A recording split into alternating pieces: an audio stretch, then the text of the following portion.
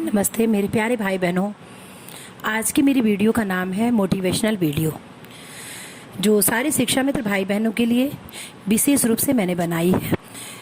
मेरे प्यारे शिक्षा मित्र भाई बहनों, सर्वप्रथम मैं आप सभी शिक्षा मित्र भाई बहनों को सादर प्रणाम करती हूँ, जो पूर्ण निष्ठा और लगन से अपने कर्तव्यों का निर्वहन करते हैं।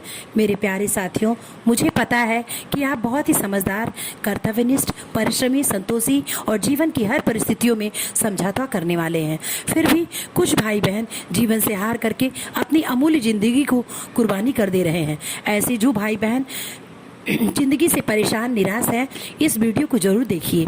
हम समझते हैं कि हम कितनी भी परिश्रम क्यों ना करें, कितनी भी परिश्रम से शिक्षण कार्य क्यों ना करें, कोई हमें राष्ट्रपति पुरस्कार मिलेगा, ऐसा नहीं है। कहीं ना कहीं हम जाने अनजाने में बहुत बड़ी गलती करते हैं।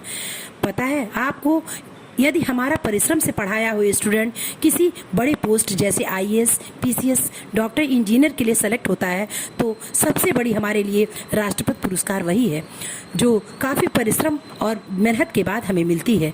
भाइयों बहनों, हमें पूर्ण निष्ठा और लगन के साथ अपने कार्य करने चाहिए, क्योंकि सारे कोर्ट से बड़ा अगर कोई कोर्ट है तो ईश्वर का है, जहाँ सिर्फ न्याय ही न्याय होता है, जहाँ इंसाफ होता है। चाहे सुप्रीम कोर्ट से हम हारे, चाहे हाई कोर्ट से हारे, लेकिन ईश्वर की कोर्ट से हम कदापि नहीं हारेंगे। इसलिए बिना फल की इच्छा किए हमें अपने कर्तव्यों का निर्वहन करना चाहिए। गीता में भी कृष्ण भगवान ने कहा है, कर्मण्येवाधिकारस्ते मा फलेषु कदाचन, कि हमें अपने कर्तव्यों का निर्वहन करना चाहिए, फल की इच्छा कदापि नहीं करनी चाहिए। जब नेक और इरादे से परिश्रम से किया हुआ कार्य में हमेशा सफलता मिलती है, भले ही अवधि ज़्यादा लगे, क्योंकि सत्य परेशान जरूर होता है लेकिन हारता नहीं है। हमारे साथ जो कुछ भी हुआ उसमें इन गरीब बच्चों का कोई कसूर नहीं है। इसलिए सभी लोग पूर्ण निष्ठा और लगन के साथ अपने कर्तव्यों का निर्वहन करिए।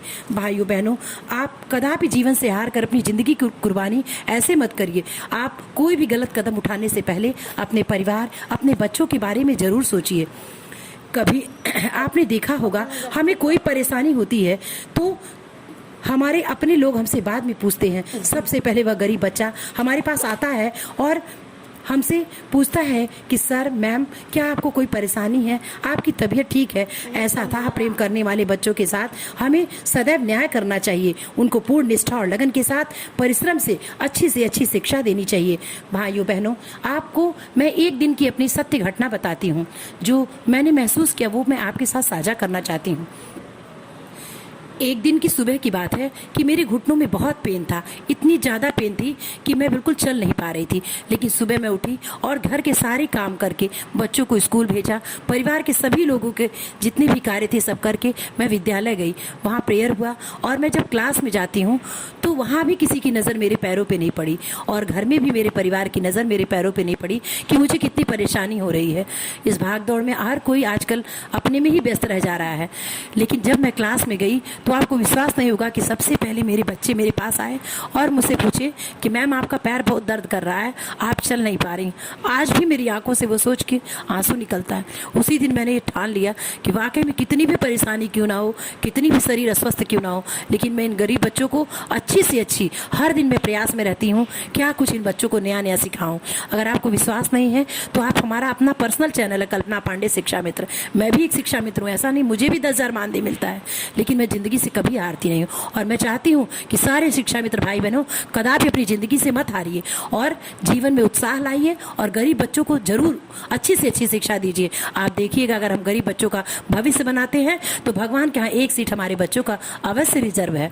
और भगवान पर भरोसा करके अपने पूर्ण निष्ठा और लगन के साथ गरीब बच्चों को शिक्षा दीजिए।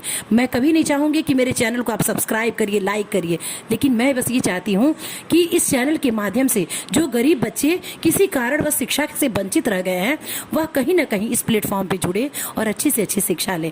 अगर जाने अनजाने में किसी को मेरी बात से कोई आहत या ठेस पहुंची हो तो मैं उसके लिए क्षमा प्रार्थी हूँ। शिक्षा मित्र कल्पना पांडे, धन्यवाद।